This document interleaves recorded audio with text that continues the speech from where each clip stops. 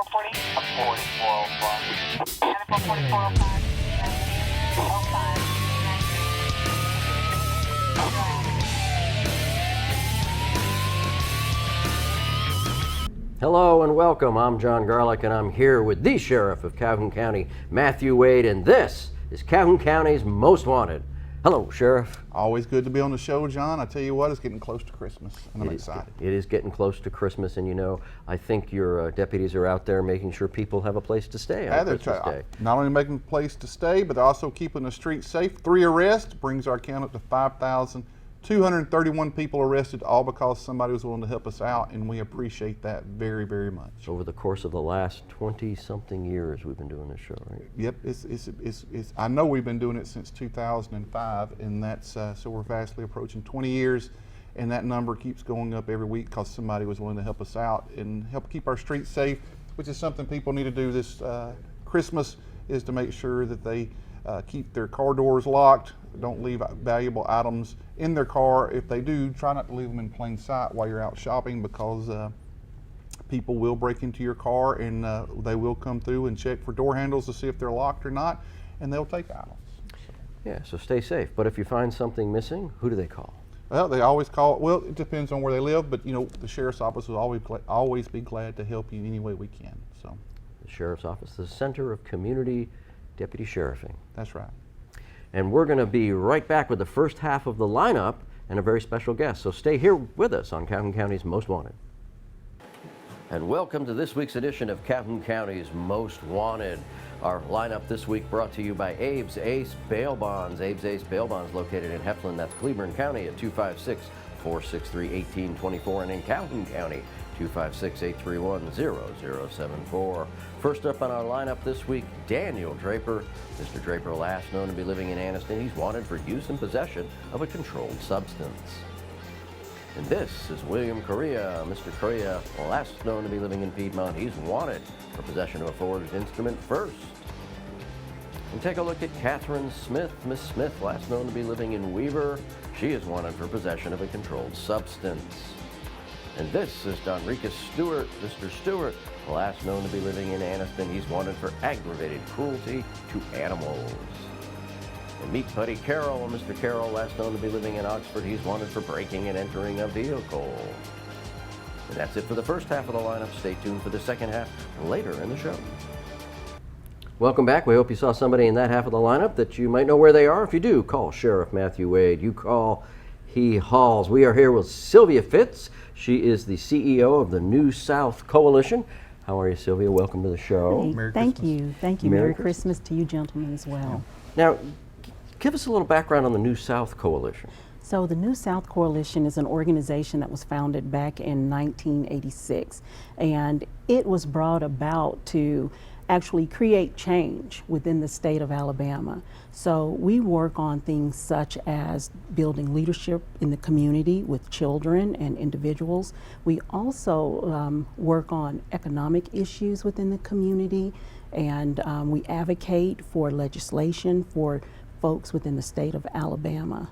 So the New South is actually two organizations within one. We have our coalition and we have our alliance. Our alliance is a nonpartisan political PAC, which is separate from the coalition. And how did you get started in this? So my mother was a member back in the 80s, and she always felt very passionate about this organization. So I grew up in the backgrounds of the New South Coalition, and as I started stepping into my passion and purpose, I was pulled back into it at a greater level. So Mom encouraged you? Yes. Oh, that's great. So this is kind of a family. You say Mom encouraged it. Some would say Mom led her to great convictions. So. Oh, well said. It's always great when you have parents that do great and wonderful things, just as that. So. Yes, exactly. So is Mom very proud then? She is. Is she still involved? She is still involved. She is in Huntsville, and she works with the chapter there. And she still, at 87 years old, travels throughout the state working on civic activities. So this is an Alabama organization? It is. And where's your headquarters? So the headquarters is in Montgomery. Okay. And the activity that we're here to talk about today, it is being led by the Calhoun County chapter of Alabama New South Coalition. So let's just jump into that. So what is this activity? So we are doing a poverty simulation here in Calhoun County. We've partnered up with Alabama Possible, which is another statewide organization whose mission is to create pathways for students in Alabama to continue their education. And the reason that their organization feels that that is important is because they understand that educating yourself chips away at poverty. So whether it's a four-year institution or a trade, understanding what you need to do and learning more about where you want to go can help you secure economic, I don't want to say wealth, but stability. Independence. Everybody, we need to take care of the children and elderly. Everybody else needs to take care of themselves, and that goes back to everybody needs to have a skill, a trade,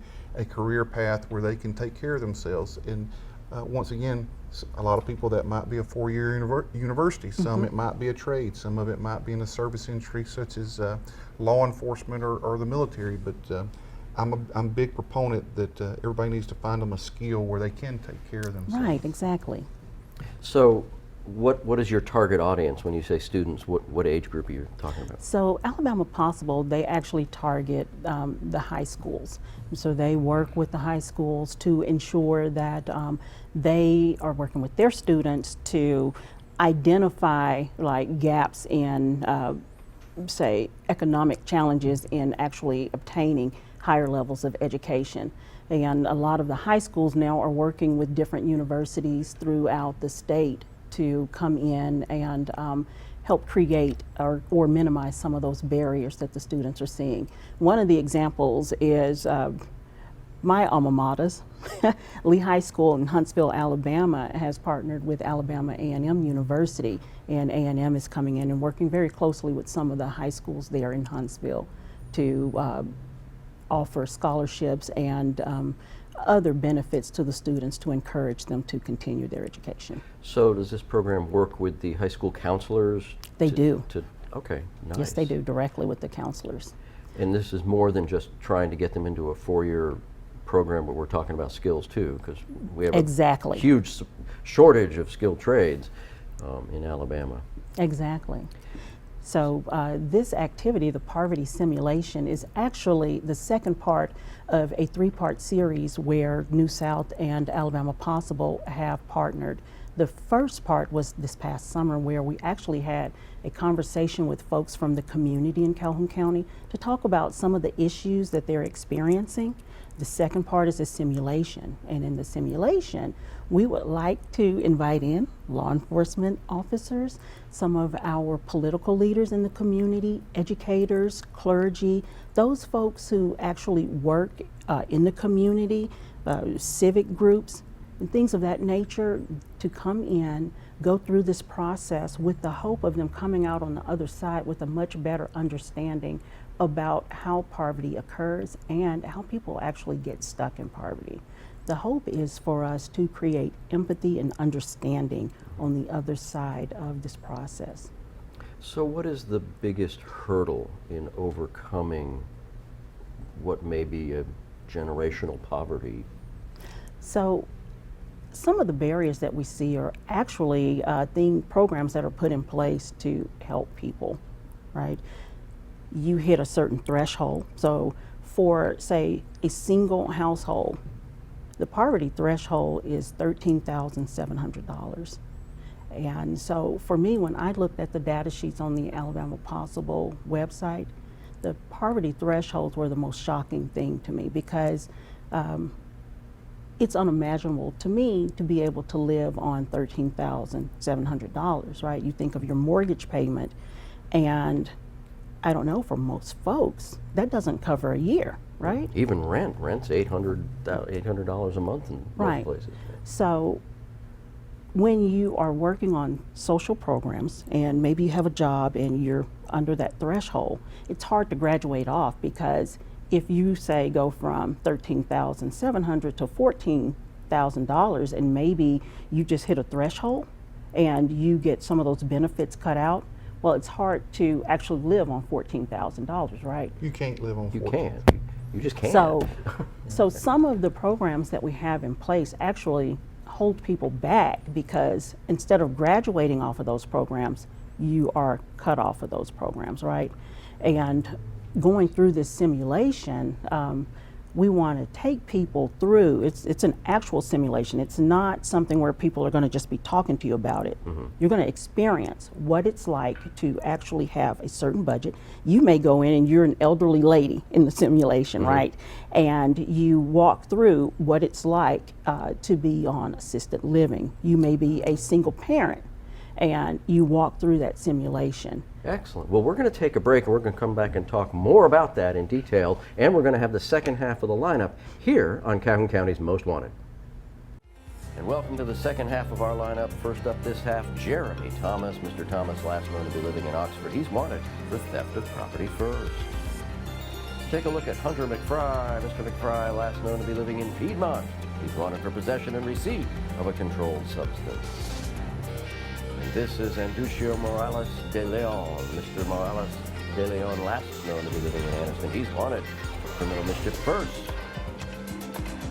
Take a look at James Fair. Mr. Fair, last known to be living in Piedmont. He's wanted for domestic violence strangulation. Meet Joseph Breeden. Mr. Breeden, last known to be living in Piedmont. He's wanted for violation of the Sex Offender Notification Act. And that's it for our lineup this week. If you have any information on these folks, please give Crime Stoppers a call. That number, 1-833-251-7867. Welcome back. We hope you saw somebody in that half of the lineup. You might know where they are. If you do, call Crime Stoppers, call the Sheriff's Office. You call, they haul. We are here with Sylvia Fitz, CEO of the New South Coalition. And when we went to the break, I was an old lady learning how to live in poverty. You were going to take me through how I could survive that. So go back to that. Now, the poverty bottom line, you said was like 13,000 or 14,000? For a single family. Okay. A family of four, it's $27,700. So those are your poverty thresholds. And what does that mean? What does a poverty threshold actually mean? So when we start looking at the poverty thresholds, now we're getting into how you qualify for certain benefits, right? And that's why I wanted to say that at those levels, they can hold you in poverty because as you start moving out of those levels, those threshold levels, then your benefits start getting cut out. It's kind of like taxes. You hear people, and I'm not a tax expert, but you hear people say, well, if you work overtime, once you hit a certain level, you actually make less than if you would if you'd just stayed not working. So, and that's kind of what you're saying is this is a threshold level, but if they make $500 more than that, well, those benefits that they were able to get, they can no longer get them, so now they're actually making less. They're actually getting less opportunity to be able to feed their family because they made past a certain level, which is an artificial number that somebody has said somewhere, this is the level. Once you surpass that, you can no longer get government assistance as far as help with food or shelter. Yeah, see, I know people who work in a job at $11 an hour, and that's over the poverty level, but they have $600 in rent, $100 and something a month in food. They got a car payment, health insurance, car insurance, and next thing you know, once they've spent all that money, they got $20 in the bank. Well, you got kids, and we all know if you got kids and you go to school, you got to feed them. There's all these things that go on that take to raise children, not only to feed them, but food is astronomical. We started talking about $100 for food. You could spend that a day feeding a family in today's world, and it doesn't take much. Anybody that goes to the grocery store, you walk out with a little small buggy, you're going to spend $50 to $100 no matter what you buy. You can't get out with less than that. If you go and buy groceries for your family, you could spend hundreds of dollars to have groceries for a week or two. Yeah, and some of the cheapest food is the worst stuff for you. That's right. Like ramen noodles, right? Yeah. That is true. Used to live on those in college. Now, you were saying that the poverty level and the benefits you get if you're below that, we're holding people back. Did I hear you right with What that? what I was saying is, I was just giving an example of one reason why people could be stuck at a poverty level. So that was just an example, is that you have thresholds there that are set by the government, and once you go over those thresholds, then your benefits can be taken away. And that can Penalized create, for doing better. right, instead of having programs where you actually graduate off. So what would ideally, from a Sylvia standpoint, make more sense is to be able to increase your income level and just have your benefits start to shrink down until you're at a level where you can just let that go, right? And what that's going to do is start promoting a growth mindset and a wealth mindset, right? So I think that we could make changes from a government standpoint to actually benefit the citizens.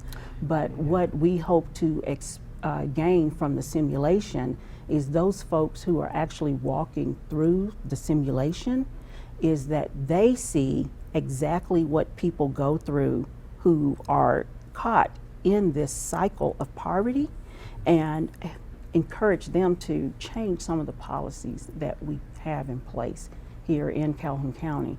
And one of the things about Calhoun County is we are over 19% poverty in our county alone, and the national average is 12.8. Within the state of Alabama, we only have 7 counties that are above the national average, and that's out of 67 counties. So there's a lot of work to be done here in the state of Alabama. Specifically Calhoun County, it sounds like. Well, and So you're we're not saying- the worst. Sumter is probably the worst with over 35% poverty. Really? Right. Oh my so, goodness. even though 20% is bad, there's even worse in our state. And Alabama has approximately 800,000 people in this state that are under the poverty line. And a lot of those probably don't have access to good health care. Exactly. Even though they may qualify for Medicaid, they might not have it, right? Exactly. And so that dovetails into mental illness and health issues and substance abuse issues and being able to get healthy. And if you're not healthy, you can't work. You can't work, you're stuck in that cycle of poverty. Interesting. So this event is going to be where and when? So the event is going to be in Anniston at the Anniston First United Methodist Church, better known as the Bridge, and that is 1400 Noble Street. It's going to be on January the 25th at 10 a.m. And if you would like to register, I can send you a link. You would need to email Manisha at mmishra@alabamapossible.org, or you can email the ansc.calhouncounty@gmail.com. And this is open to the public? It is open to the public. You can volunteer to be a participant, or you can volunteer to help us with the simulation as well. Okay, so this is great. So just real quickly, tell us again the date and time. So the date is January the 25th, and the time is at 10 a.m. At the Bridge. at the Bridge. And they can go online to the You can go online to Alabama Possible and read more about it, but I would like for you to communicate directly with either Manisha or myself in the emails that you were sharing on the screen, and we will send you the link to go in and register. Outstanding. Sylvia, thank you for being on the show. This is great information. And we will be right back with the crazy criminal and the Crime Stoppers portion of Calhoun County Most Wanted. And welcome to the Crime Stoppers portion of our show, where we ask your help on the following cases. First up, on November 26th, a black disc golf bag containing 30 dynamic golf discs was stolen from Sabo's Car Wash on Highway 431 in Alexandria. And on November 30th, unknown persons cut the boat seats on a Suncatcher pontoon boat on VMC Drive in Alexandria. And between October 25th and December 1st, a Taurus handgun was stolen from Spring Street in Hobson City. That's it for the Crime Stoppers cases. If you have any information on these cases, call Crime Stoppers. That number 1-833-251-7867. Stupid! You're so stupid! Sheriff? It's crazy criminal time. You know, and you just can't make this kind of stuff up. We say that all the time. We can pull the graphic up. The First National Bank of Alaska. So Michael Nash got arrested for trying to rob the bank last week. But this is interesting. You say, well, okay, that's what's crazy about that. It's kind of, you know, not normal, but that happens. Mm-hmm. Well, Mr. Nash was arrested in 2018 for robbing the same bank. Oh, well. So in 2018, he goes to First National Bank of Alaska, gives them a note saying it's a bank robbery. Well, on the flip side of the note was his name and date of birth. So he was arrested for that, and he's out. He's back out. Well, he showed back up at the window and passed a note under the door because the bank wasn't open yet. Oh, I see. And so they told him to wait right there, and they called police. And as he's waiting outside for them to unlock the door and give him money because he slid the note under the door, police showed up and arrested him for a second time. And he made an utterance to the police, which we like utterances. And he said, hey, you know, this isn't the first time I've robbed this bank. So Mr. Nash hopefully will be gone because, you know, 2018 to now, I don't know, he didn't spend very much time in jail for bank robbery, but maybe the second time they'll keep him a little longer. But he's not very good at it, and maybe he should try a different bank branch. But in Alaska, those might be spread out. I don't know. But Mr. Nash is not very smart. He certainly didn't learn his lesson from the first time. No, he's not a very good bank robber. No, and we not appreciate a very that good fact. bank robber. So. Yeah, well, there you go. And, you know, enforcing the law is important, and you've got some job openings still, right? We got some job openings, deputies, corrections, and dispatch. You know, and deputy sheriffs start out over $40,000 a year to be a deputy sheriff. If you're a young person looking to get started in law enforcement, we like to hire and create our own young deputies. So come give us a chance. And some of the benefits of working at the sheriff's office? State retirement, great insurance and benefits, and you get to work with a great bunch of people, and you get to be outside all day long moving around, which is very exciting for somebody like me. And you still have the education benefit. We do. We have 20% off at JSU and buy one, get one free at Gaston State Community College. So if you want to come work for us, you can get 20% off at JSU or buy one, get one, a BOGO at Gaston State Community Center. A great benefit, and you get to give back to your community, and it's a great, great, wonderful career. It is. Well, we appreciate you tuning in, and we hope to see you again next week, but not in the lineup here on Calhoun County's Most Wanted.